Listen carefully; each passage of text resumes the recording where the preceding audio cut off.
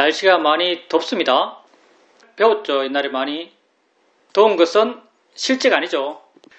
더운 것은 실제가 아닙니다. 우리처럼 세상 이상하게 살죠. 어떻게 된 게 인간은 자기 고통스러운 내용을 계속 만들어내요. 만들어내서 고통받는지, 고통받기 때문에 만들었는지 모르겠습니다. 고통받기 때문에 만들었을 가능성도 있습니다. 그 관점을. 더운 세상이에요. 근데 더위란 사실 없죠. 문제는 내 마음의 화입니다. 고통이라고 말한다면 덥기 때문에 고통스러운 게 아니에요.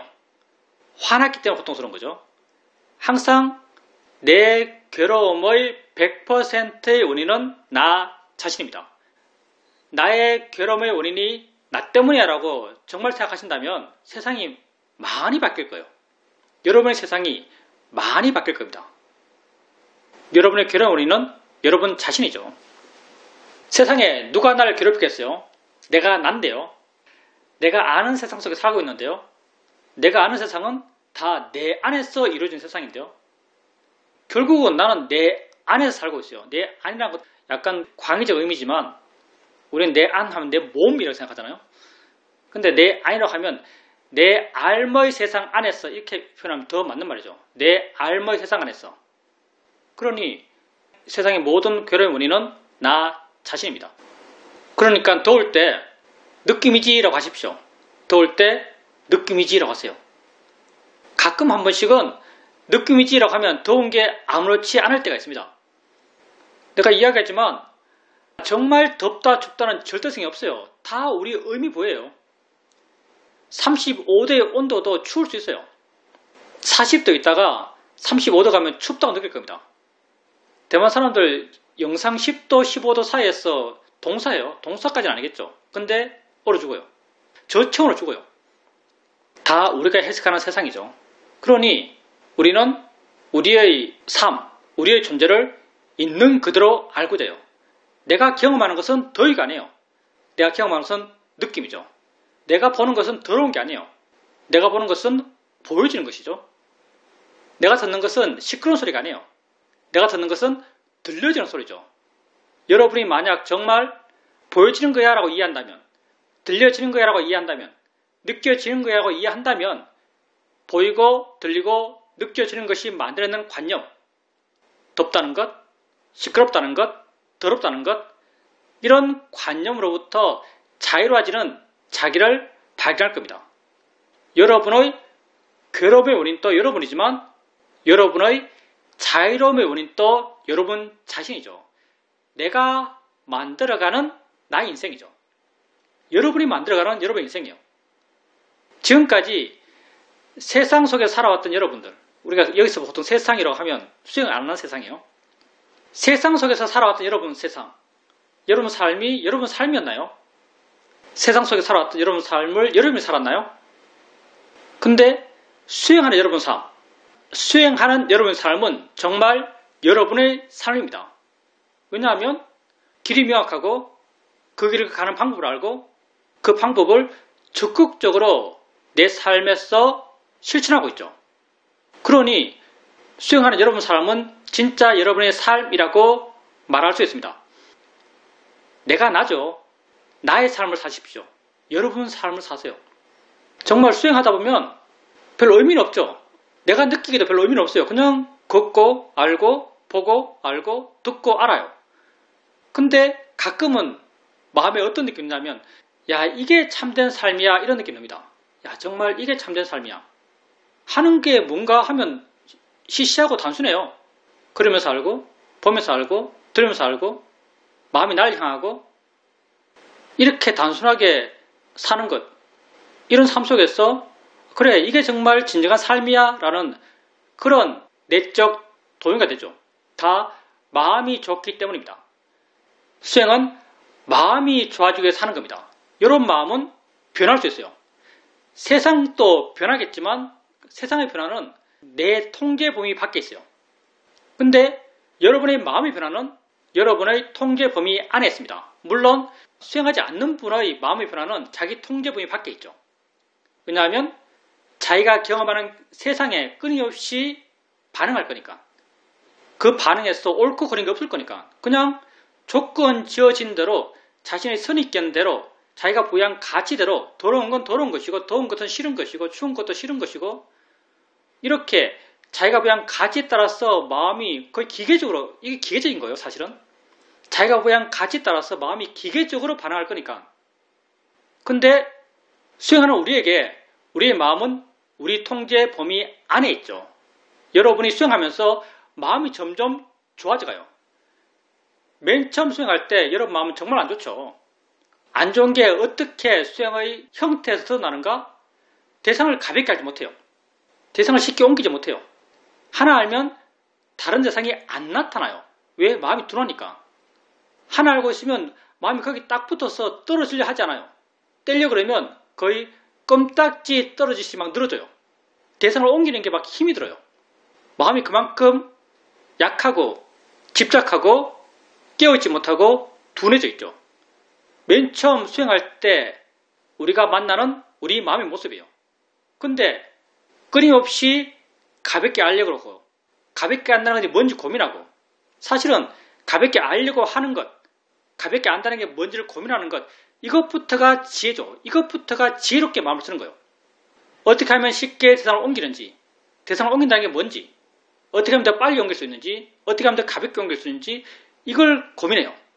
그런 노력의 과정 속에서 조금씩 더 가볍게 할 수 있고 조금씩 더 쉽게 대상을 옮길 수 있어요. 대상의 것은 소리, 느낌, 생각, 맛, 냄새, 보여지는 것 이런 거죠. 대상이 변했기 때문이 아니죠. 마음이 변했기 때문에 가볍게 할 수 있는 것이고 마음이 변했기 때문에 쉽게 대상을 옮길 수 있는 거예요. 여러분의 수행적 노력, 가볍게 알려는 노력, 쉽게 대상을 옮기려는 노력 이런 노력을 통해서 여러분의 마음이 변하는 겁니다. 좋게 변하는 거예요. 좋다는 것은 불교에서 좋다는 것은 오직 한 방향이에요. 고통 줄어듦, 행복함 이 한 방향이에요. 마음이 그렇게 변했을 때 우린 덜 고통받고 더 행복해요. 그리고 또 수행하죠. 가볍게 알고 쉽게 더 옮기고 쉽게 더 옮기고 그렇게 해나가다 보면 어느 순간 내가 한 대상을 알았을 때 마음이 스스로 다른 상을 알고 있어요. 내가 알려지 않았던 내가 한 대상을 알고 있는데 동시에 다른 게 이미 드러나 있어요. 다른 알 것이 이미 드러나 있어요. 사실은 알 것이 드러난 이유는 마음이 이미 알았기 때문이에요. 근데 드러난 알 것을 안 마음은 나랑 무관해요. 나는 지금 엉덩이 느낌 알고 있는데 손의 느낌이 이미 드러나 있어요. 손의 느낌이 드러났다는 것은 이미 마음이 손의 느낌을 알았다는 거죠. 그러면 손의 느낌 안 마음은 어떤 마음이죠? 저절로 일어난 마음이에요. 내가 의지를 갖고 일으켰던 마음은 엉덩이 느낌을 알고 있어요. 근데 내 의지와 무관하게 손의 느낌이 이미 드러나 있고 드러나 있다는 것은 어떤 마음이 이미 손의 느낌을 알았단 말이에요. 손의 느낌을 안 마음은 저절로 드러난 마음이죠. 마음이 어떻게 저절로 생기죠? 마음의 활발함, 에너지, 깨어있음 이런 마음의 힘이 좋기 때문이에요. 이전에는 안 되었던 거예요. 왜 안 되었는가? 마음의 조절이 그만큼 안 됐으니까요. 근데 수행을 해나가면서 어느 순간부터 한 대상을 알고 있으면 다른 게 이미 드러나 있어요. 다른 게 드러나 있는 만큼 마음의 힘이 좋아졌고 마음이 깨어있고 관심이 있어서 마음이 좋아져서 이렇게 다른 대상이 이미 드러나는 거죠. 이렇게 이미 드러난 대상을 알아요. 아는 순간 또 다른 게 드러나 있어요. 알아요. 또 다른 게 드러나 있어요. 알아요. 마음이 얼마나 활기차면 이렇게 했어요. 이제는 못했던 거예요. 여러분의 의도적인 수행적 노력을 통해서 여러분 마음이 점점 좋아져가는 겁니다. 이렇게 알아가는 것을 우리는 수동적 알아차림이라고 해요. 점점 빨라지고 점점 가벼워지고 점점 자연스러워져요. 이렇게 알아가다 보면 어느 순간 알려 하지 않아도 여러 가지가 한꺼번에 알아져요. 여러 가지가 한꺼번에 알아져요. 10가지가 만약 알아진다면 그때는 그 10가지를 아는 10개의 마음이 일어난 거예요. 100가지가 알아진다면 그때는 그 100개를 아는 100가지의 마음이 일어난 거예요. 한꺼번에 알아지고 있어요. 그러면 수많은 대상이 알아지고 있고 수많은 마음이 일어나고 있는 거예요. 이전에 못했던 거예요. 근데 이제 돼요. 왜 되겠어요? 마음이 좋아졌기 때문입니다. 마음이 좋아졌기 때문이에요. 이렇게 점점 마음이 좋아집니다.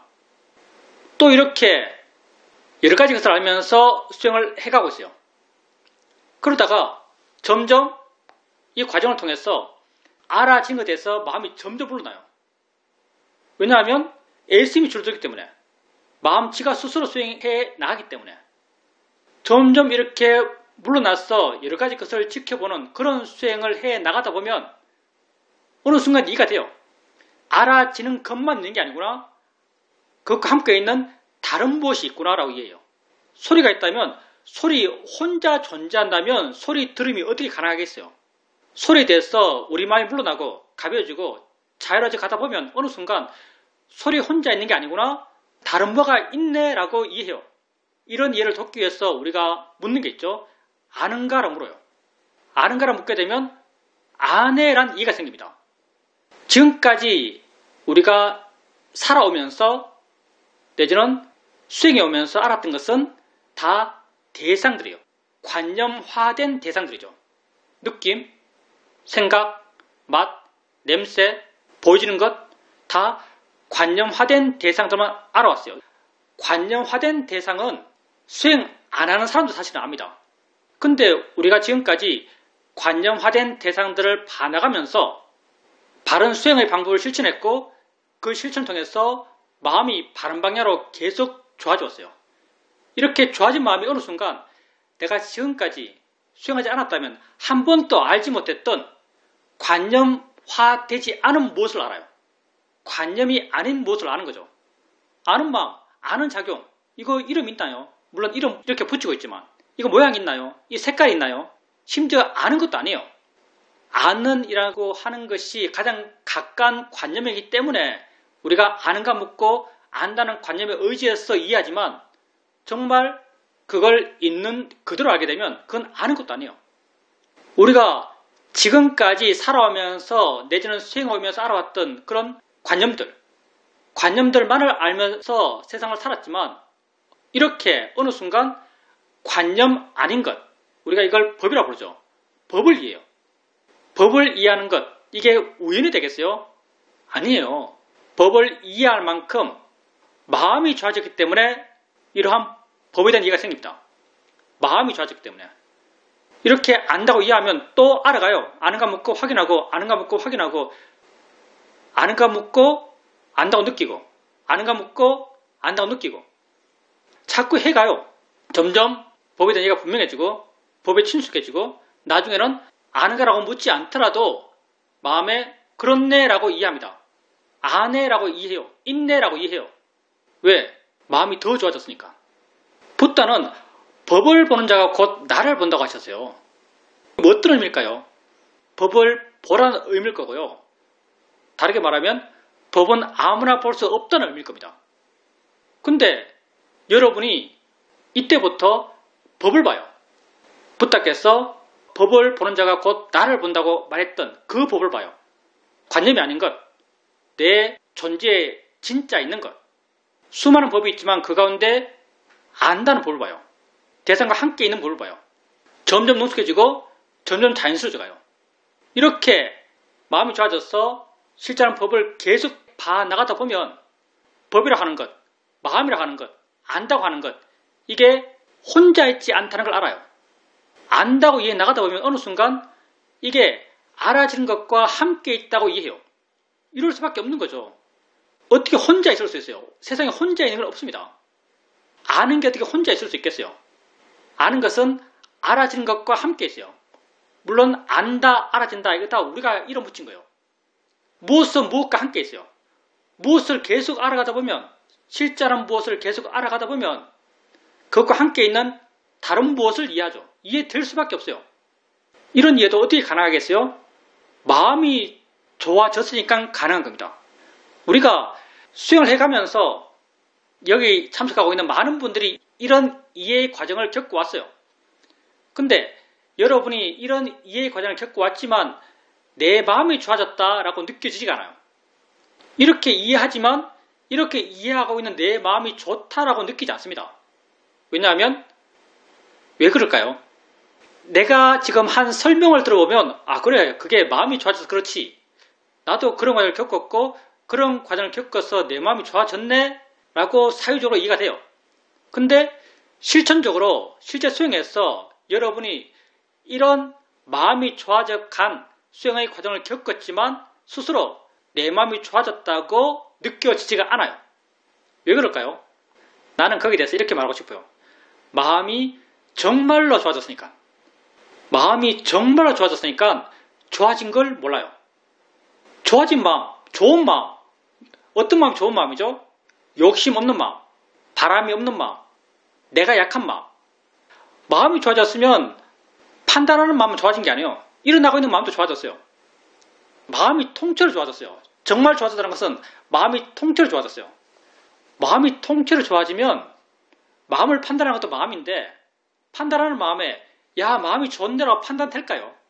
가짜로 좋아졌으면 판단될 겁니다. 와, 마음이 좋아졌네? 판단되면은 그건 내 마음이 좋아졌네가 되고요. 자연스럽게 내가 좋아졌네가 되고요. 자연스럽게 내가 대단해라가 돼요. 이게 자연스러운 거죠. 근데 마음이 정말로 좋아졌어요. 마음이 통째로 좋아졌어요. 알아지는 마음도 좋아진 마음이고 그걸 판단하는 마음도 좋아진 마음이에요. 마음이 좋다고 느껴질까요? 마음이 좋다고 느껴지지 않습니다. 여러분이 수행해서 내가 금방 설명했던 그런 마음이 좋아져 간 그런 수행을 여러분이 해왔더라도 여러분 스스로에게 내 마음이 좋아졌어 라고 느껴지지 않는 것은요, 마음이 정말로 좋아졌기 때문이에요. 이렇게 안다고 이해가고 안다는 것과 함께 있는 알아진다는 것을 이해나가고 그리고 이둘이 함께 있음이 어떤 의미인지를 알아요. 함께 있다는 게 뭔지 마음에 와닿아요. 이런 과정은 사유적이고 의도적이고 노력해서 하는 게 아니에요. 그냥 돼요. 계속 알아가다 보면 그냥 마음에 이런 이해가 생깁니다. 마음이 좋아진 거죠. 계속 알아가요. 계속 알아가다 보면 점점 관념들이 희미해져 가죠. 안다는 관념들이 희미해져 가요. 점점 있는 존재하는 그 본래의 모습들이 이해돼요. 본래의 모습이란 표현이 별로 마음에 안 드는데 순수한 모습들이 이해돼요. 관념이 배제된 순수한 있음이 이해돼요. 순수한 작용이 이해돼요. 이런 작용들은 안다는 것만이 거기에 해당되는 게 아니죠. 안다는 것에서 아는 이 빠지고 본다는 것에서 보는 이 빠지고 듣는다는 것에서 듣는 이 빠지면 그 모습은 똑같아요. 근데 안다는 것, 본다는 것, 듣는다는 것 다 관념들이죠. 관념은 실제하지 않는 것이죠. 실제하지 않는 관념을 빼면 다 같은 모습이에요. 다 똑같죠. 근데 이런 다 똑같은 알모 일어남에 대한 이해가 점점 깊어져요. 이것도 그만큼 마음이 좋아졌기 때문이죠. 근데 이러한 봄의 일어남, 들음의 일어남, 느낌의 일어남, 생각의 일어남, 이 모든 알의 일어남, 이게 뭐죠? 이게 나죠. 이게 내 삶이에요. 나의 현재예요. 내 존재죠. 내 존재에 대한 이해가 생기게 되죠. 내 존재에 대한 이해가 깊어져 가요. 지금까지 나는 과거, 현재, 미래를 살았고요. 물론 세상에서의 나예요. 세상에서의 나는 과거, 현재, 미래를 살았고요. 과거를 후회하고 미래를 걱정했고요. 이 몸을 갖고 있고요. 이 몸이 고정체로 알았고요. 이 몸을 내 것으로 알았고요. 그리고 실체는 없지만 내 마음을 내 인격으로 믿었어요. 실체에 대한 이해는 없지만 내 마음을 내 인격으로 믿었어요. 나 자신을 믿었어요. 나는 독특한 줄 알았어요. 나는 특별한 줄 알았죠. 그렇게 화내고 욕심내고 집착하고 그렇게 살아왔어요. 나만 그렇게 사나요? 세상에서 모든 사람이 그렇게 살 걸로 생각됩니다. 근데 우리는 조금씩 진짜 나를 이해해봤고요. 진짜 나에 대한 이해가 깊어져 봤고요.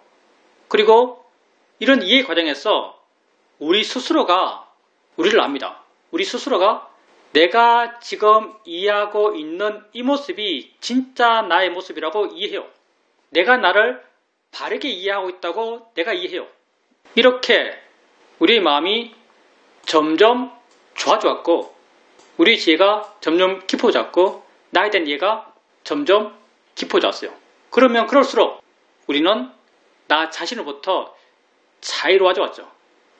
이렇게 여러분이 이 수행을 하면서 마음이 좋아져 왔습니다. 지금 또 여러분은 수행하는 과정마다 마음이 좋아져 가고 있어요. 여러분의 삶을 사십시오. 세상은 그냥 사람들이 휘둘리며 살죠. 다른 사람 살듯이 살아요. 근데 여러분의 삶의 목적은 분명하고요. 과정도 분명하고요. 가는 길도 분명하고요. 지금 해야 될 것도 분명합니다. 그리고 여러분 이해해요.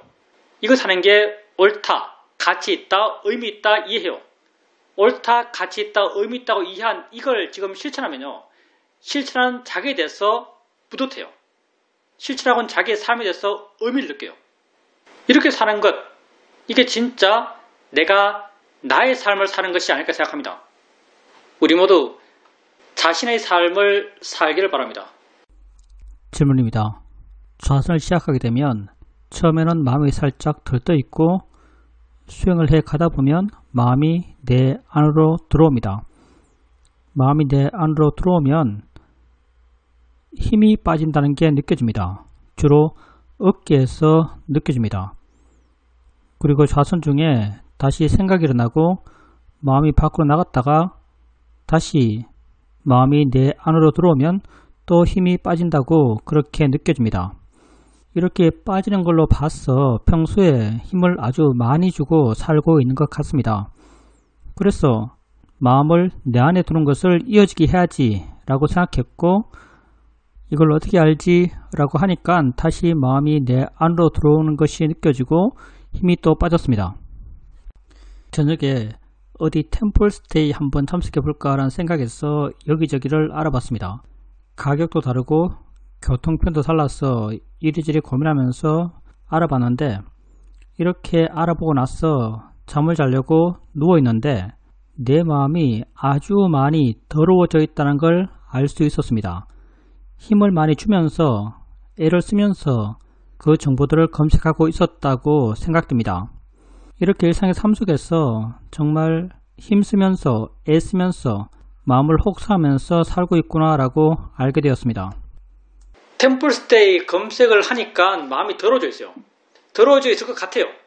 왜냐하면 그때는 100% 마음이 내 밖에 나가 있죠.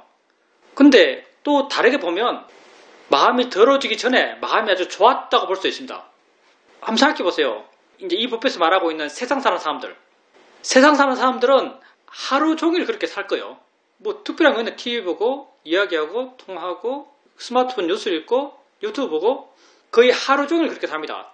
마음이 다 내 밖에 나갔어. 대상에 붙었어. 그렇게 하루 종일 살아요. 그러면 그렇게 하루 종일 살고 있는 사람한테 네 마음이 좀 더러워? 라고 하면 안 더러울걸요. 마음이란 게요. 계속 더러우면 더러운 줄 몰라요. 알 수가 없죠. 더러운 줄. 계속 더러운데. 계속 지혜로우면 지혜로운 걸 모르듯이 계속 더러우면 더러운 걸 몰라요. 근데 수행자님이 마음이 역대급으로 더럽다 이렇게 말했어요. 무슨 말인가? 그 이전에 아주 좋았다는 말입니다. 아주 좋았기 때문에 더러워질 수 있는 그런 갭이 있어요. 그래서 그 전에 계속 수행했기 때문에 그걸 통해서 마음이 좋았지 않을까 생각합니다. 그리고 마음이 힘이 들어가요. 몸에 들어간 힘은 그 원인이 마음에 힘이 들어갔기 때문이죠. 사실은요. 그러면 마음은 무엇에 힘이 들어가는가? 마음은 대상을 향해서 힘이 들어가요. 마음은 언제나 대상을 향해 있으니까 대상을 향해서 힘이 들어가요. 그러면 힘이 들어가는 그 대상은 어떤 대상인가? 관념적 대상입니다. 힘이 들어간 대상은 관념적 대상이에요. 그리고 그 힘은 많은 경우 집착, 좋아하는 것, 싫어하는 것 이런 번낼 수 있어요. 그래서 마음이 수행자님 밖에 나갔을 때 밖에 나간다는 것은 관념을 향해 마음이 나간 거죠. 그러면 당연히 관념을 향해서 마음이 힘이 들어가요. 근데 자기의 관심 갖고 마음이 내 안에 들어오면 마음이 나를 향하면 힘이 빠진다고 말씀하셨어요.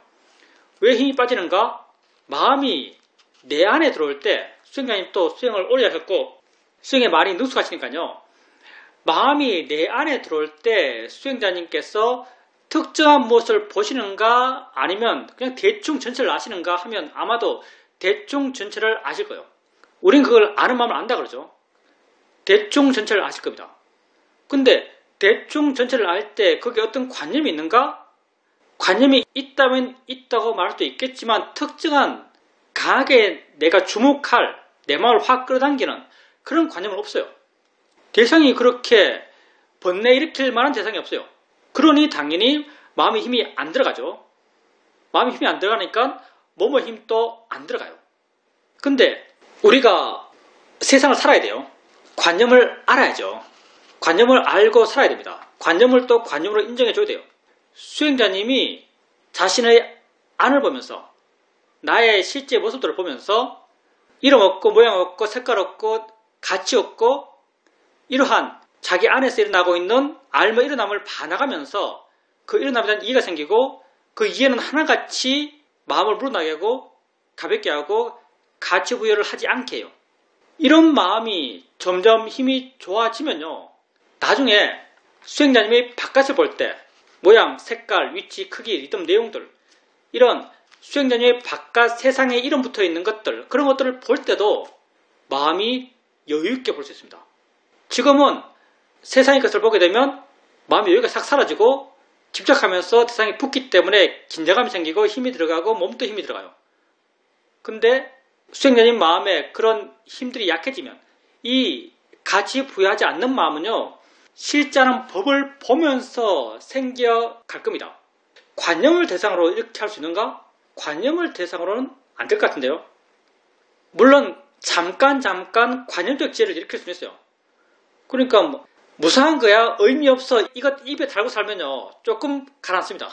저거 의미 없어 무상한 거야 이것 집착할 때마다 긴장할 때마다 무상한 거야 의미 없어 이것 입에 달고 살면은 어느 정도까지는 긴장을 줄 수 있어요. 근데 이게 별로 지속적인 효과를 주지 못할 겁니다. 근데 실제는 법을 바라가면서 실제는 법은 그냥 작용이에요. 좋아할 것도 아니고 싫어할 것도 아니에요. 그냥 일어나고 있는 거예요. 거기 가까이 갈 이유도 없어요. 별거 아니니까.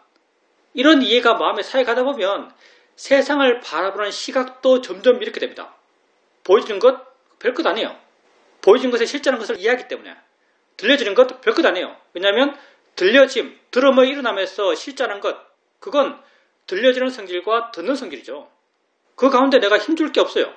이렇게 실제하는 법에 대한 이해가 있으면 그 마음은 이미 여유로운 마음이고 이렇게 여유로운 마음이 실제하는 법, 자기과 성질을 이해하면 그 법이 만들어낸 관념, 색깔, 모양, 내용 이런 것에 대해서 마음이 강하게 일어나잖아요. 마음이 여유있게 일어납니다. 그래서 수행을 통해서 이렇게 내 마음의 여유로움이 커지면요. 세상에 대해서도 내 마음의 여유로움이 커집니다. 어떻게 돼야 된다? 이런 단정들이 약해져가요. 그러니 세상에 대해서 힘을 빼는 것 이건 못할 일이고요. 업의 영역입니다.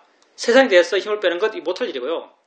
수행자님이 해야 될 것은 자기에게 실제하는 법들을 알아가는 것, 이해가는 것 그건 수행자님이 해야 될 것이고 이런 실천을 통해서 법이 뭔지를 이해한다면 법이 만들어내는 관념에 대해서도 마음은 여유로워질 겁니다. 이게 내용을 갖고 있는 세상에 대해서 마음이 여유로워지는 길입니다. 질문입니다. 템플스테이를 찾아보면서 마음이 떨어졌던 이유는 내게 가장 알맞은, 내게 가장 유리한, 가장 가지 쉬운, 가장 가격이 싼 이런 여러가지 조건에 대해서 내가 가치를 부여하고 그 조건에 맞는 것을 찾다 보니까 그렇게 마음이 안 좋아졌던 것 같습니다. 그런데 세상을 살아가면서 이런 선택들을 많이 하게 되고 거기에 다 이런 가치들이 부여되어 있는데 세상에서 이런 가치를 부여하지 않고 선택할 수는 또 없는 일 아닐까요? 세상에도 결정을 해야 되는데 동일한 결정을 하더라도 마음의 고통의 정도는 달라요. 그러면 동일한 결정을 할 때 동일한 내용의 결정을 하지만 마음의 고통의 정도가 다른데 무엇이 마음의 고통의 정도를 결정하는가? 내가 그 결정에 부여한 가치 크기에 의지하죠.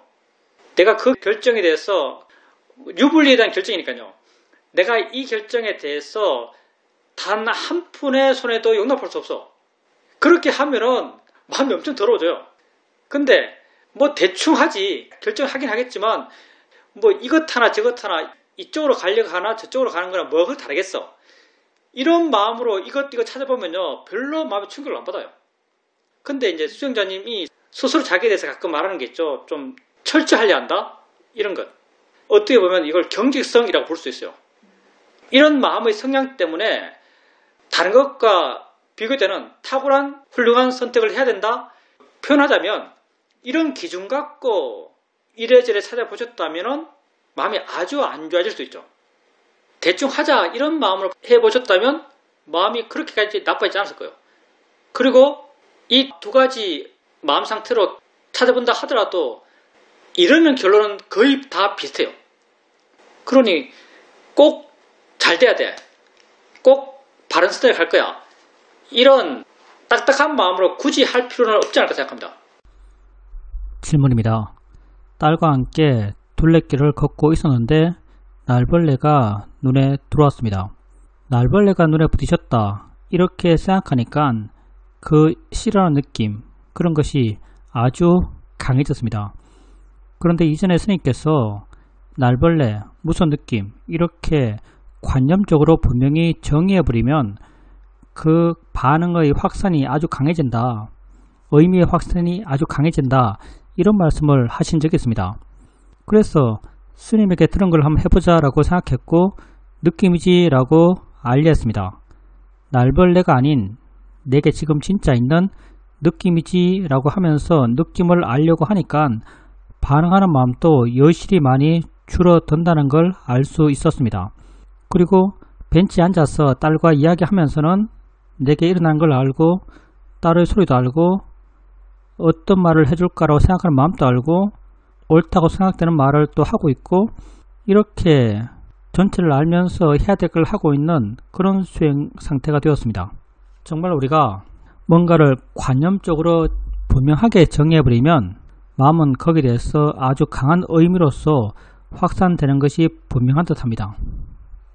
언니와의 전화를 마치고 마음이 강하게 확산하는 것을 알았습니다. 마음이 의미를 확산하면서 어떤 감정들이 생기는데 별로 지향하지 않고 그냥 받아들이고 지켜볼 수 있었습니다. 마음이 확산한다고 알았고 왜 그런지도 알 수 있었습니다. 그래서 그냥 받아들이고 지켜보면서 마음이 한다라고 이해하니까 거기에 대해서 더 덧붙이는 마음의 반응은 없었습니다. 그 확산의 반응에 대해서 내가 물러나 있었고 크게 자극받지 않았고 어떤 이해의 마음을 갖고 지켜볼 수 있었습니다. 그때 내게서 일어나는 것, 곧 나로부터 조금 자유롭다라고 이렇게 생각되었습니다. 다음 날 다시 통화할 일이 있었는데 마음의 동료가 전혀 없고 그냥 나는 내 자신에게 충실하면서 고요한 마음으로 여유 있는 마음으로 통화를 계속할 수 있었습니다. 스님께서 오늘 모두 부분에서도 말씀하셨듯이 내 알머의 세상, 나의 세상 이렇게 내가 세상에 대해서 반응하더라도 자연스럽게 마음이 바르게 보려고 그러고 진짜를 향하려고 그러고 바른 이해를 적용하려고 그러고 이런 노력들이 자연스럽게 따라오면서 실제 하는 것에 충실하게 되고 실제 하는 것을 이해하게 되고 스스로 만족하게 되고 이게 조금씩 되어가는 것 같습니다. 뭔가 바깥을 향하고 가치를 부여하고 가치 따라 반응하고 이렇게 살아왔던 마음의 본능적인 반응에 대해서 뭔가 조금 제어가 되는 느낌이 듭니다. 내 안에 있고 바르게 보고 바른 예를 일으키고 물러나고 가벼워지고 이렇게 되어가는 삶으로 조금씩 변화하고 있다고 느껴집니다. 수행자님께서 금방 제어라고 말씀하셨는데 제어라고 한다면 사실은 실제 세상이 사실 법의 세상이죠. 법의 세상이 곧 나의 세상이고 내게서 일어난 알머의 세상이죠. 이런 제어라고 한다면 그게 내 밖에 나갔던 관념을 향했던 욕심과 화로서 관념에 반응했던 그런 경험이 있을 때 그것을 쉽게 알기 때문에 그런 게 쉽게 알아지기 때문에 수행자님에게 알아지면 알면 바른 게 저절로 드러납니다. 만약 화가 났어요. 화가 났을 때 내가 화난 걸 알아요. 화난 걸 아는 순간 내가 뭘 봐야 되고 어떻게 봐야 되는지 바로 알아요. 수행자님은 제어라고 말했었고 의지가 묻어있는 그런 뉘앙스의 의미지만 제어라는 말은 이런 의미지만 실제로는 내가 제어하는 게 아니고요. 실제로는 그냥 되는 거예요. 수행자님 물론 이런 의미로 말했을 겁니다. 그냥 돼요. 그냥 되는 것의 조건이 뭐냐면 아는 것이요. 현상을 아는 것. 내 삶의 경험을 아는 것. 아는 순간 이미 돼요. 마음이 저절로 바른 길을 찾아가요. 바른 길이라고 한 게 뭐냐면요. 우리의 바른 길은 딱 하나입니다. 바르게 사는 것. 이게 바른 길이고요. 바르게 산다는 게 뭔가? 우리 삶이란 것은 뭔가를 알며 사는 게 우리 삶이에요. 뭔가를 알면서 사는 것이 우리 삶이에요. 지금 뭔가를 알며 살죠. 그래서 바른 삶이란 것은 바른 알 것을 바른 마음으로 아는 것, 이게 바른 삶이에요. 이것 빼고 없어요.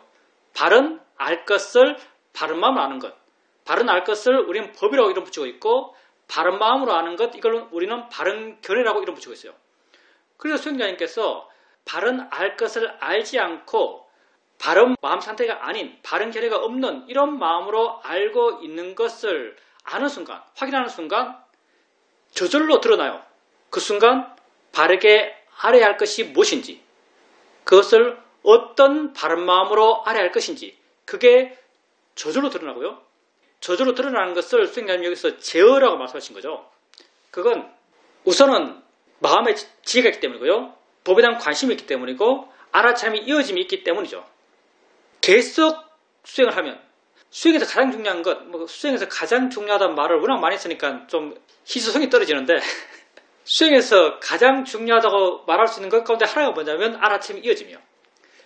계속 알게 되면 저절로 있게 됩니다.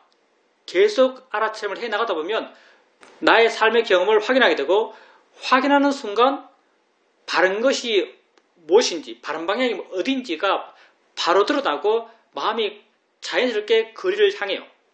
바른 알 것을 향하고 바른 마음으로 그걸 알려고 그래요. 그래서 수행을 꾸준하게 지속적으로 해왔기 때문에 마음이 저절로 자연스럽게 그런 길을 간다고 생각됩니다.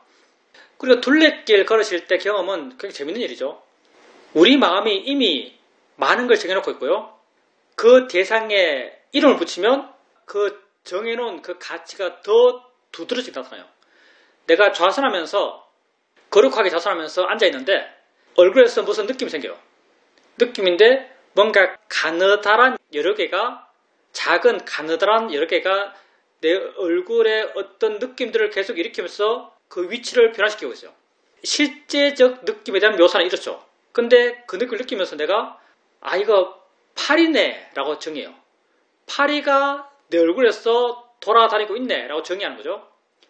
파리가 내 얼굴에서 돌아다니고 있네 라고 정의하면요, 그 느낌을 참을 수가 없습니다. 참을 수가 없어요. 손을 들고 파리를 쫓아야 돼요. 근데 한 번씩은 마음을 내서 이거 느낌이지, 느낌으로 알아보지 라고 느낌이야 라는 바르게 느끼면서 그걸 알아요. 그러면 파리라는 관념이 약해져요. 그러면서 정말 느낌으로 조금씩 알아가요. 그러면 마음에 여유가 생깁니다. 느낌을 멀리서 봐요. 느낌에 그렇게 자극받지 않아요. 느낌이 있어도 별로 상관없는 마음이 돼요. 그러니 우리가 관념이라고 하는 것이 얼마나 우리 마음을 동요시키는 걸 알 수 있어요. 그리고 실제가 얼마나 우리 마음을 자유롭게 하는지를 알 수 있어요. 나의 실제 경험은 아까 내가 묘사했듯이 아주 가느다란 조그마한 몇 개가 내 얼굴에 지속적으로 변화하는 느낌들을 만들어내고 있는 것. 이게 나의 실제 경험이에요. 근데 이런 경험을 하면서 내가 파리라고 아는 순간 나는 내 화를 참을 수 없고요. 참을 수 없는 게 사실은 화죠. 나는 내 화를 참을 수 없고요. 내가 경험하는 그 느낌 자체를 인정해주고 그 자체의 마음이 머물렀을 때는 그게 있어도 아무 상관이 없는 마음이 돼요. 그러니 우리가 우리에게 있는 실제의 경험들을 알고 그 실제의 경험에 머물 수 있다면, 다르게 말하면 법에 머물 수 있다면 우리가 화날 일이 없죠. 사실은요. 화날 일이 없어요. 수행자님께서 그렇게 날파리라고 하니까 참을 수가 없어요. 근데 느낌이지라고 하니까 마음이 훨씬 여유로워져요. 그러니 우리가 어떻게 알아가야 하는가, 어떤 방향으로 알아가야 하는가에 대한 아주 분명한 지침이 되는 거죠. 그리고 언니와 통화를 해요. 그리고 통화가 끝났죠. 그러니까 마음에 어떤 생각들이 전개돼요. 의미들이 확산되는 거죠. 그 확산은 웬만하면 다 화죠. 우리가 인간과의 관계에서 대부분 이런 확산은 화입니다. 화가 막 지이야기를 하고 있어요. 화가 막 지이야기를 하고 있을 때 수행자님께서 그냥 화의 생각들을 봐요. 그리고 마음이 한다, 생각이다 라고 이해해요. 알아지는 거라고 이해해요. 그러면 화는 화의 생각을 하지만 마음은 여유로워요. 마음은 거리감이 있어요. 그러면 화가 화의 생각을 하는 것은 별로 안 중요해요. 지혜가 그걸 거리감 있게 알고 있다는 게 중요한 거죠. 왜냐하면 수행자님이 더 나처럼 느끼는 것은 뒤에 있는 마음이에요. 화의 생각을 보고 있는 마음이죠. 보고 있는 마음이 아주 여유롭고 보고 있는 마음이 화의 생각에 영향받지 않는다고 수행님 스스로 알아요. 그러면 화의 마음은 화의 생각을 하고 있지만 여유롭게 보고 있는 나를 보면서 그렇게 보고 있는 나에 대해서 내 스스로가 뿌듯해질 수 있습니다. 내 스스로가 만족할 수 있어요. 좀 아이러니하죠. 화나 있고 화의 생각이 진행되고 있는데 나는 뿌듯해요. 왜냐하면 화의 생각이 전혀 내게 영향을 못 주거든요.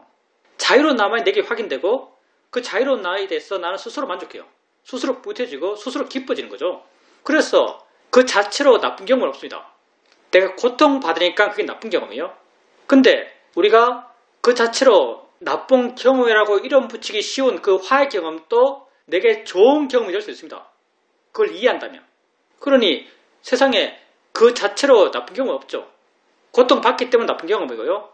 내용적으로 나쁜 경험을 하더라도 그걸 통해서 내게 지혜가 있고 의미가 느껴지고 기쁨이 느낀다면 그 경험은 좋은 경험이라고 볼 수도 있습니다.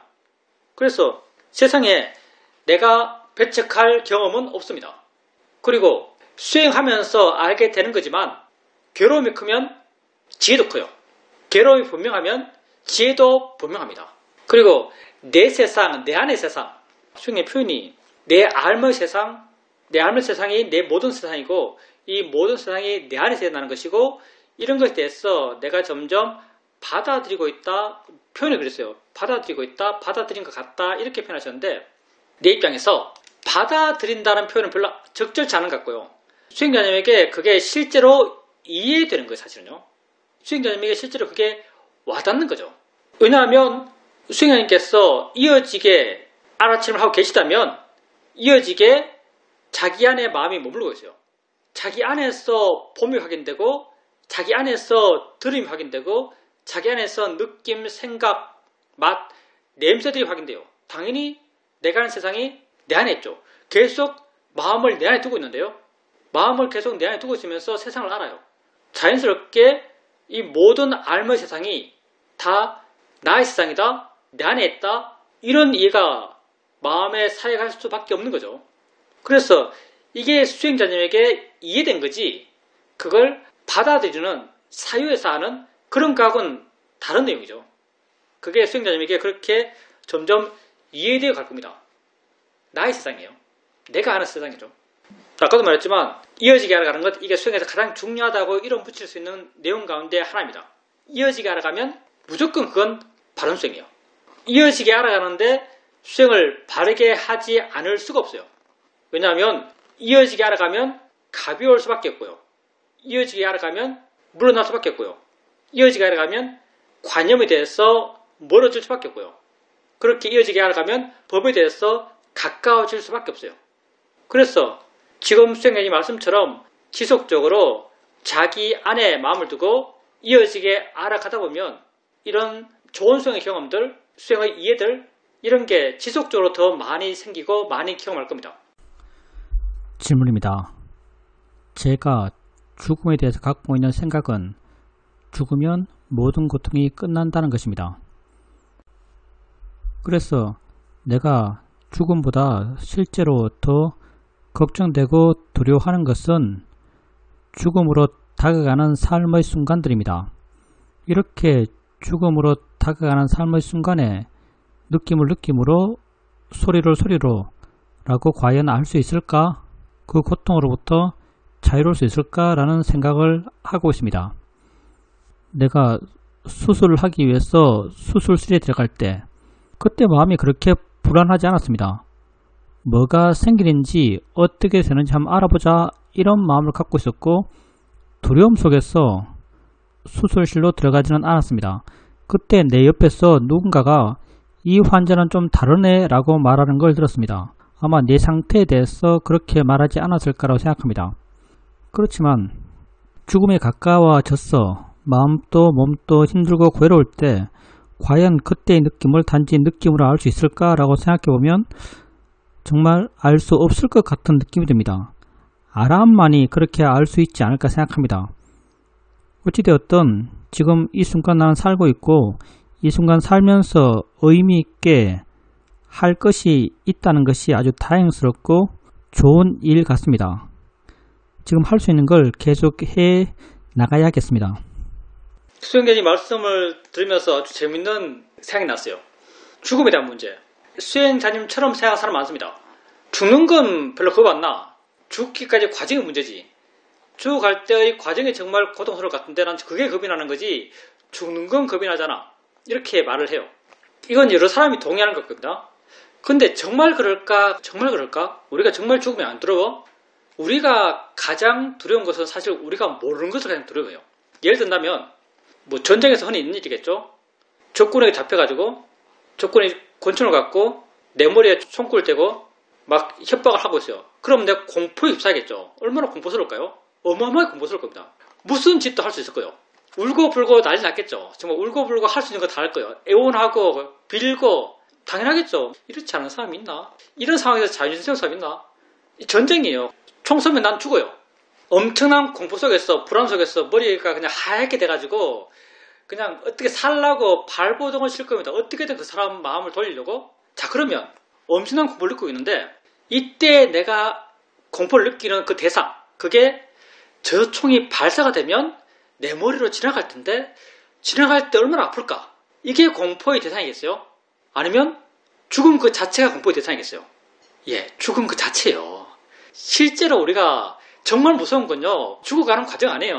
죽음 직전인 사람이잖아요. 총이 머리에 있어요. 이 사람은 적군이기 때문에 날 죽여도 이 사람에게 아무런 법적 책임이 안 물어져요.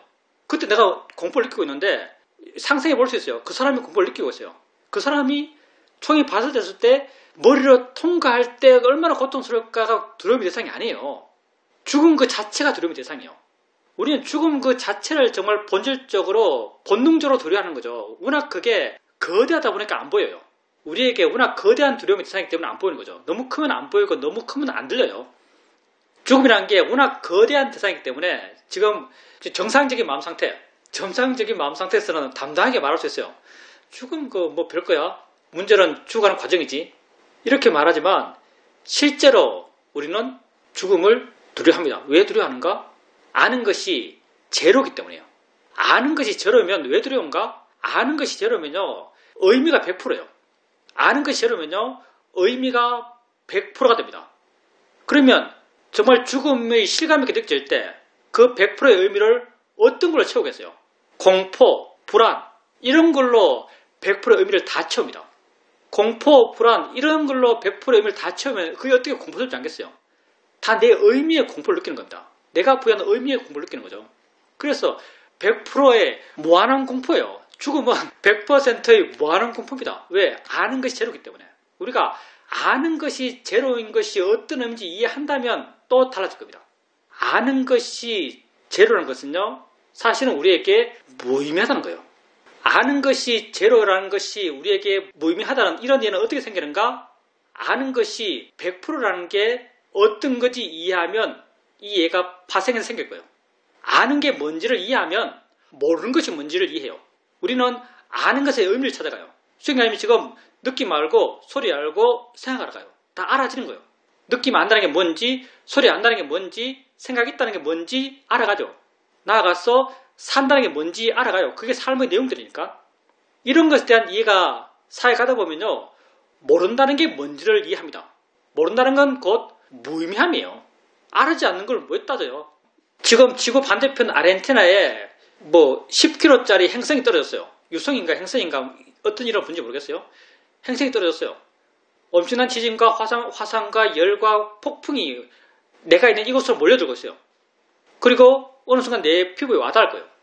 안다는 걸 이해한 사람은 뭘 보고 뭐가 위협적이겠어요? 내 피부에 와닿은 무엇이 위협적일 거예요?